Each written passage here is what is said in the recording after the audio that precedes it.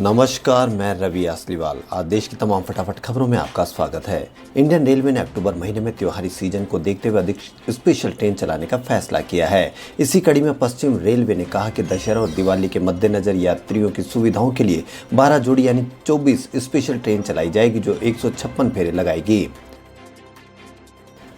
जम्मू कश्मीर में अनुच्छेद 370 को हटाने के खिलाफ राजनीतिक दल एकजुट हुए हैं। श्रीनगर में पीडीपी और नेशनल कॉन्फ्रेंस समेत 6 दलों की बैठक हुई। बैठक में पीपुल्स अलायंस बनाने का ऐलान किया गया था। फारूक अब्दुल्ला के गुपकार रोड स्थित आवास पर हुई बैठक में महबूबा मुफ्ती ने भी हिस्सा लिया था। इस बैठक में जम्मू कश्मीर में अनुच्छेद 370 की बहाली की मांग की गई। अब भारतीय जनता पार्टी ने गुपकार समूह को मुखौटा करार दिया है। दिल्ली की आबोहवा खराब होती जा रही है। राजधानी में गिरते प्रदूषण के स्तर पर एक ओर जमकर बयानबाजी हो रही है, तो दूसरी ओर केंद्रीय प्रदूषण नियंत्रण बोर्ड की वेबसाइट SAFAR द्वारा मैप किए गए आंकड़ों के अनुसार दिल्ली के प्रदूषण में पराली का योगदान आज शनिवार तक 19% तक बढ़ गया है। इस तरह इसमें 13% तक की बढ़ती हुई है। कोरोना वायरस वैक्सीन के विकास को लेकर एक अच्छी खबर है। सूत्रों के मुताबिक भारत में रूसी कोरोना वैक्सीन स्पुतनिक V के दूसरे चरण का क्लिनिकल ट्रायल जल्द शुरू होने वाला है। बताया जा रहा है कि केंद्रीय औषधि मानक नियंत्रण संगठन के एक विशेषज्ञ पैनल ने शुक्रवार को वैक्सीन के दूसरे फेज के क्लिनिकल ट्रायल की मंजूरी भारतीय दवा निर्माता डॉक्टर रेड्डीज लैबोरेटरीज को देने की सिफारिश की है। ग्लोबल हंगर इंडेक्स 2020 की रिपोर्ट जारी हो गई है। 107 देशों की इस लिस्ट में भारत 94वें पायदान पर है। इस लिस्ट में भारत कई सारे पड़ोसी देशों से भी पीछे चल रहा है। इन देशों में नेपाल, पाकिस्तान, बांग्लादेश, इंडोनेशिया जैसे देश शामिल है। रिपोर्ट के मुताबिक 27.2 के स्कोर के साथ भारत भूख के मामले में गंभीर स्थिति में है।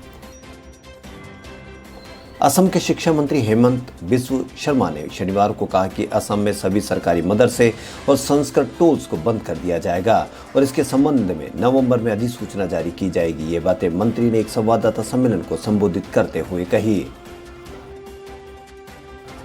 प्रधानमंत्री नरेंद्र मोदी सोमवार को वीडियो कॉन्फ्रेंसिंग के जरिए विशाल चुनौतियां वार्षिक सम्मेलन के उद्घाटन समारोह को संबोधित करेंगे। प्रधानमंत्री कार्यालय ने शनिवार को इसकी जानकारी दी। कार्यालय की ओर से जारी बयान में कहा कि विशाल चुनौतियां वार्षिक सम्मेलन पिछले 15 साल से स्वास्थ्य और विकास की राह में आने वाली बड़ी चुनौतियों से निपटने के लिए अंतर्राष्ट्रीय नवाचार सहयोग को बढ़ावा देता रहा है। देश में कोरोना के आंकड़े लगातार हाथ देने वाले आ रहे हैं। शुक्रवार को 62,104 केस आए तो 70,386 मरीज ठीक हो गए। 837 की मौत हुई। एक्टिव केस घटकर 8 लाख से नीचे आ गए। अब देश में कुल 7,94,000 मरीजों का इलाज चल रहा है। 9 राज्यों और 4 केंद्र शासित प्रदेशों में 90% से ज्यादा मरीज ठीक हो चुके हैं, जो नेशनल एवरेज 87.8% से ज्यादा है। बाकी राज्यों में भी ये आंकड़ा 80% के आसपास या ऊपर है। महाराष्ट्र में बाढ़ से निपटने के लिए केंद्रीय मंत्री नितिन गडकरी ने मुख्यमंत्री उद्धव ठाकरे से राज्य में राज्य जल ग्रिड की स्थापना के लिए विस्तृत परियोजना रिपोर्ट तैयार करने का सुझाव दिया है। उन्होंने कहा कि इस व्यवस्था से राज्य सरकार को सूखा प्रभावित क्षेत्रों में पानी की उपलब्धता सुनिश्चित करने और बाढ़ के कारण हो रहे संसाधनों की बर्बादी से बचाने में मदद मिलेगी। जयपुर शहर में बेनाड रोड पर हथियारबंद 3 बदमाशों ने शनिवार को दिन दहाड़े एक ज्वेलरी शॉप में बड़ी लूट की वारदात की है। बदमाश ज्वेलरी शोरूम से 90 लाख रुपए के सोने चांदी के गहने लूट ले गए। इसके बाद बदमाश ज्वेलर की स्कॉर्पियो लेकर भाग गए। बदमाशों ने महज 8 मिनट में इस वारदात को अंजाम दिया है। बिहार विधानसभा चुनाव के लिए प्रधानमंत्री नरेंद्र मोदी राज्य में 12 रैलियां करेंगे। ये रैलियां वर्चुअल नहीं होगी, बल्कि पीएम खुद वहां जाएंगे। शुरुआत 23 अक्टूबर को सासाराम से होगी। सभी रैलियों में मुख्यमंत्री नीतीश कुमार समेत सहयोगी दलों के नेता मौजूद रहेंगे। यूपी के बलिया गोलीकांड के मुख्य आरोपी धीरेन्द्र प्रताप सिंह बलिया न्यायालय में सरेंडर एप्लीकेशन दी है। आरोपी ने एक स्थानीय अदालत में आत्मसमर्पण आवेदन दायर किया है। इस तरह के आवेदन से एक अभियुक्त को संबंधित न्यायालय के समक्ष सीधे आत्मसमर्पण करने की अनुमति मिलती है, जो तब तय करेगा कि उसे पुलिस या न्यायिक हिरासत में भेजना है या नहीं। आज शारदीय नवरात्रि का पहला दिन है।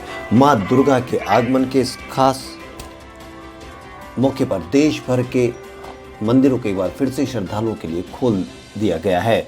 देश के हर राज्य में आज नवरात्रि के पहले दिन मंदिरों में भक्त मां दुर्गा के दर्शन करने पहुंच रहे हैं। कोरोना वायरस के चलते मंदिरों में श्रद्धालुओं के खास इंतजाम किए गए हैं। सामाजिक दूरी का भी खास ख्याल रखा जा रहा है। मंदिरों के लिए राज्य सरकारों द्वारा गाइडलाइंस भी जारी की गई है, जिससे लोगों को किसी भी तरह की मुश्किल न हो और लोग अच्छे से दर्शन कर सके। आईपीएल के 33वें मैच में राजस्थान रॉयल्स ने रॉयल चैलेंजर्स बेंगलुरु के खिलाफ टॉस जीतकर पहले बल्लेबाजी करने का फैसला किया है। दोनों टीम के बीच ये match Mumbai Dubai cricket stadium में खेला जा रहा है। दिल्ली विधिक सेवा प्राधिकरण और दिल्ली पुलिस ने सेक्स वर्कर्स को आत्मनिर्भर बनाने के लिए एक नई मुहिम शुरू की है। इसके तहत दीपावली में दिल्ली की सेक्स वर्कर्स के हाथों से सजे दिए बेचे जाएंगे। दिल्ली के red light area GB road पर तकरीबन 2000 से ज्यादा सेक्स वर्कर्स काम करती है। इनका जीवन यापन देह व्यापार से होता है।